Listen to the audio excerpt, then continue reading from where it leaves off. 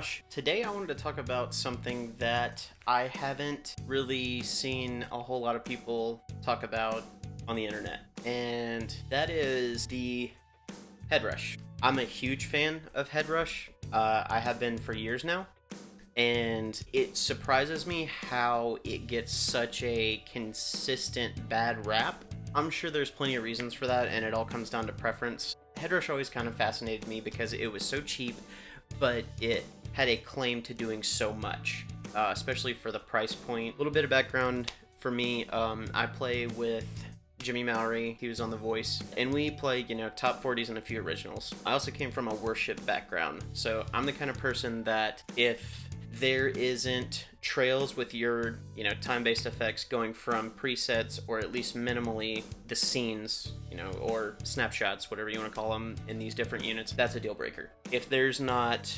15, and I'm exaggerating a little bit, but not really, if there's not a minimum of like 15-second reverb, deal breaker for me. If there's not 3 or 4 different TS9, Morning Glory, or Klon style overdrives, that's also a deal breaker for me. Basically, the way I started this whole journey with modeling units, I'm a full-fledged believer now. I actually started with the Kemper, which I absolutely loved. It did everything I wanted it to do and more. It was a great first entry.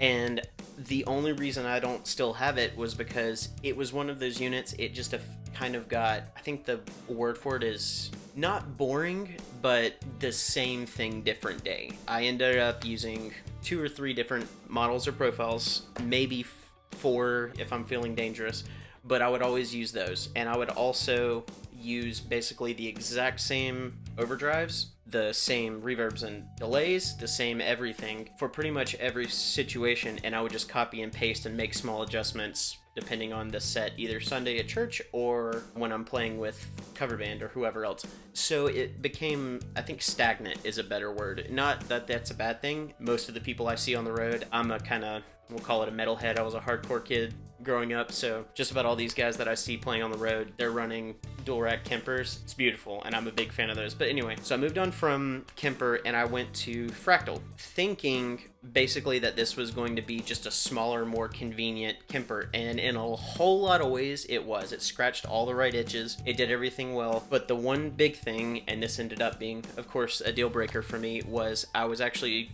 at a show. I went to change something on the preset I was on, saved it, and then I went back to it, and I basically screwed myself. I couldn't figure out what I changed, and it almost made that preset useless for the rest of the night. And I couldn't figure out how to change it because the interface is horrible on Fractal unless you're on your computer. And then the thing after that, I ended up with an HX Stomp. Line 6 does a fantastic job with all of their effects and even a lot of their amps, but the thing with Line 6 that was lacking for me was the amp section. It wasn't bad, it wasn't wrong, there was nothing wrong with what they did, but there was just something there that wasn't quite right in my head and to my ears, and it was enough to be an issue. So I moved on from that, and I finally picked up a Headrush gig board. I was really excited about it because it was my first unit that had a touchscreen, and usually that's a gimmick. Usually I'm thinking, it's a cool feature, but if it doesn't sound good, who cares? Basically, I went to that, I loved it a whole lot, and since then, and this was several years ago, I haven't gone back, and I love this unit, and now I actually have an MX-5 I swapped up recently, but this scratches all the right itches, and it does everything I want it to, plus a ton more. So yeah, I wanted to take you guys through some tones that I made, songs that I recorded with it that I'm really happy with and really proud of, and yeah, I think it's gonna be really cool.